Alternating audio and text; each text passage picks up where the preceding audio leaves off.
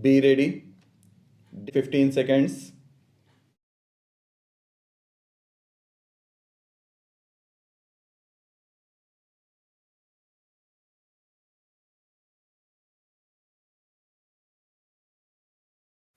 It is a pleasure for me to be here for the seventh convocation of the Indian Institute of Technology, Hyderabad.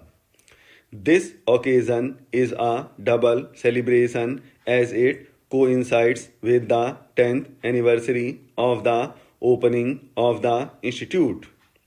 Let me begin by congratulating the IIT Hyderabad community for these landmarks. For the graduating students, today is a special moment. It is the result of years of hard work and dedication on your part and on the part of your teachers and professors as well as your families. The energy and enthusiasm of youth combined with a solid foundation is a very effective combination.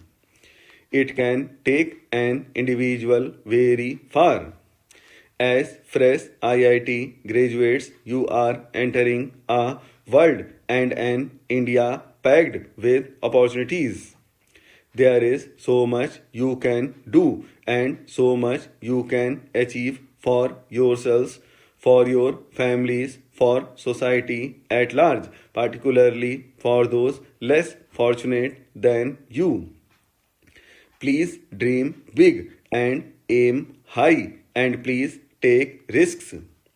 The time to do it is now. Like individuals, institutions are very dependent on decisions taken in their formative years. IIT Hyderabad is young, it is only 10 years old. It too is defined by energy and enthusiasm and has built a solid foundation.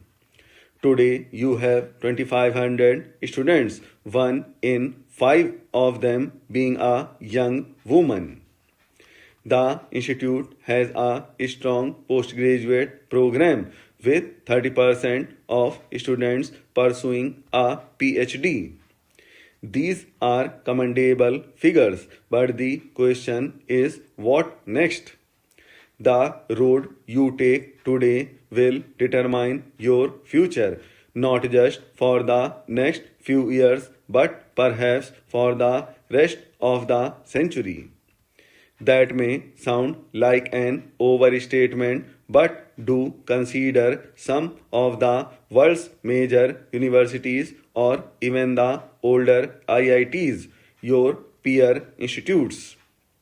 Their achievements over several decades have been shaped by the trajectory they took in their earliest days. As a second generation IIT, it is important that you borrow from as well as learn from the models of the past. Conditions are different from the 1950s and 1960s. India has changed. Technology and the very discipline of engineering have evolved. Our aspirations are no longer limited to the heavy industrial base that we created 6 decades ago. Rather, IIT Hyderabad has to remain relevant to the fourth industrial revolution that will write the script of the 21st century. The new centers include the Center for Cyber Physical Systems and Internet of Things and the Fabless Chip Design Incubator and other initiatives that fall under the umbrella of the TIC Foundation.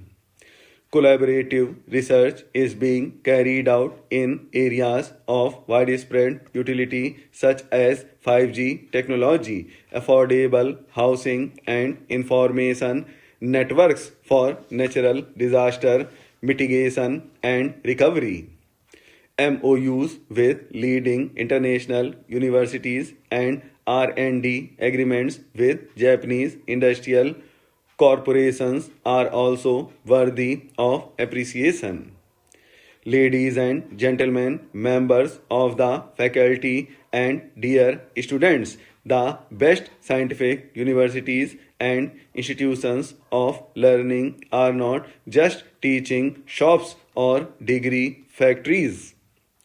Increasingly, they are sources of innovation and incubators of technology and technology driven startups.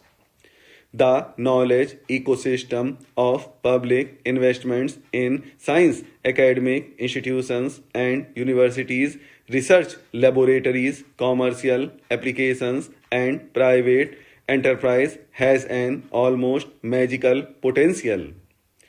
Its best example is, of course, Silicon Valley in the United States. At the core of Silicon Valley are basic science and technology campuses and their talented faculty and students. This IIT has been set up in a city and in a metropolitan area where several elements for such an ecosystem already exist. IIT Hyderabad, in a sense, is the element that completes the picture. Hyderabad has a long tradition of scientific discovery and application. In the 19th century, Ronald Ross, who won the Nobel Prize for Medicine for identifying the mosquito that transmitted malaria, did pioneering work here. After independence, Hyderabad became a location of industrial manufacture. It saw vigorous and far-sighted investments by the public sector and then the private sector. Gradually, the city's reputation grew as a research center. Before coming here, I called for details for the CSIR, the Department of Science and Technology, the Department of Biotechnology, the Department of Atomic Energy, the DRDO, and the ISRO. Between these institutions, I am told there are as many as 19 research facilities and laboratories in Hyderabad. I have not even mentioned the private sector. Hyderabad based companies are engaged in cutting edge research and manufacture of biopharmaceuticals and vaccines, and separately in the field of information technology. The true measure of IIT Hyderabad cannot be restricted to grade point averages, campus placements, and number of published papers. No doubt all of those are important, but please don't limit your ambitions.